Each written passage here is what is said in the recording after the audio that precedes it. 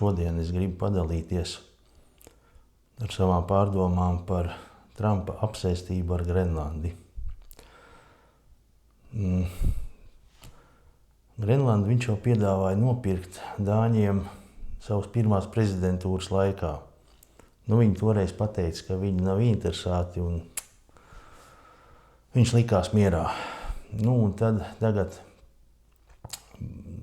otrās prezidentūras laikā, protams, kā jau zināms, it sevišķi pēdējā laikā, tas jautājums ir tik aktuāls, ka viņš jau bez maz arī nenoliedz, ka varētu pielietot spēku, jo viņa ir ļoti vajadzīga priekš Amerikas drošības, kas, manuprāt, ir ļoti apšaubāmi, tāpēc, ka Amerika ir NATO un mēs visi kopā sargājam to teritoriju.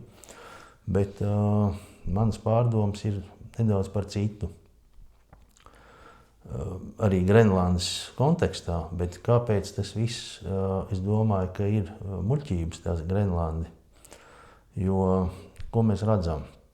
Tad, kad Trumps balotējās, viņš izvirzīja kā primāro tādu konceptu, ka Amerikai pietiks bāzt savu degunu citās valstīs, karot svešus karus, mainīt tur kaut kādus režīmus citās valstīs un tā tālāk, jo tas ir ļoti dārgi. Un viņiem mājās ir ļoti daudz problēmu. Tur bezpajumtnieki, narkomānija, daudz problēmu. Nelegālā imigrācija, ko viņš risina, arī diezgan apšaubāmi tās metodes, bet to viņš risina. Trumps teica tā, ka viņam interesē būvēt Ameriku un risināt problēmas mājās, nevis bāzt degunu svešās valstīs. Bet ko mēs redzam? Nepaiet neilgs laiks, apmēram 1 gads nepilns kopš viņa prezidentūras, tagad šitā otrā termiņa. Un ko viņš dara? Viņš pēkšņi iebrūk Venecuēlā, savāc viņu to diktatoru aiz čupra, aizved uz Ņujorku un iemet viņu cietumā, kā tādos viduslaikos kādreiz to darīja. Apsūdz viņu narkotiku kontrabandā, ražošanā, nezinu, kaut kas tāds. Kas ļoti iespējams, ka tā arī ir. Es nezinu. Es pieļauju, ka varētu būt tam Maduro, tur kaut kāds sakars, diezgan droši, ka ir. Bet es par citu. Tātad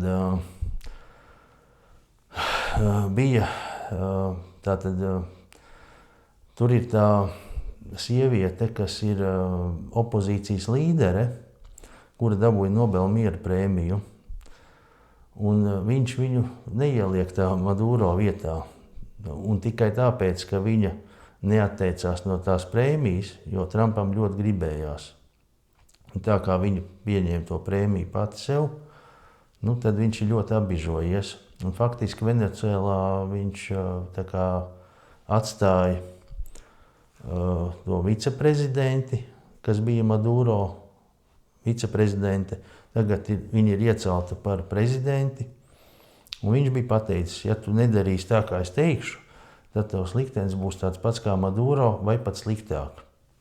Tas ir totāls diktāts bez variantiem. Un viņš teica tā, ka viņa mērķis Venecuēlā ir pumpēt naftu un pārdot, jo viņš to naftu atņem, tāpēc, ka savā laikā tur bija amerikāņu kompānijas investējušas, pirms Čavesa, bija tās diktators Čaves, pirms Maduro. Tad, kad viņš nāca pie varas, viņš tur visu konfiscēja un nacionalizēja.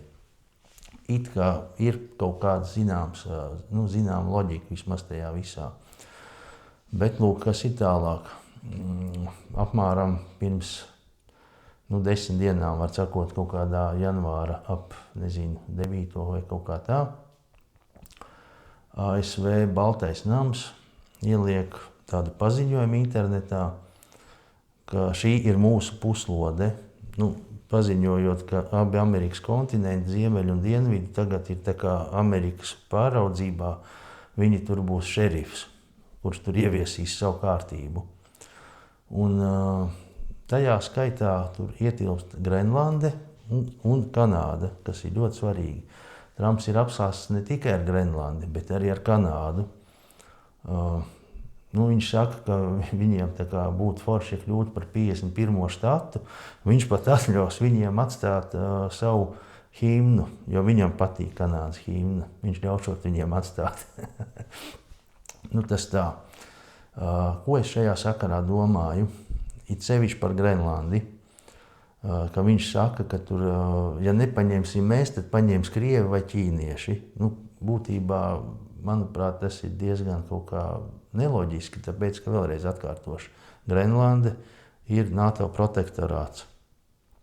Ja viņiem uzbruk, tad NATO iet palīgā, tā skaitā Amerika. Un Amerikai Grenlandē ir šobrīd viena militārā bāze, bet savā laikā tur bija viņas laikam 15 un bija pat 25,000 cilvēku vai 15,000, es precīzi neatceros. Ļoti daudz.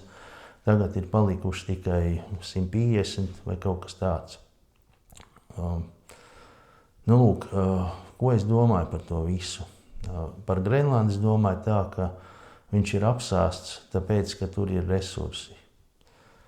Viņu, var sakot, tur ir visādi ratiem metāli un vēl kaut kas. Un, protams, viņam tur padomdevēji ir iedevuši ideju, ka darāt tos resursus, lai viņi tiek mums, nevis ķīniešiem.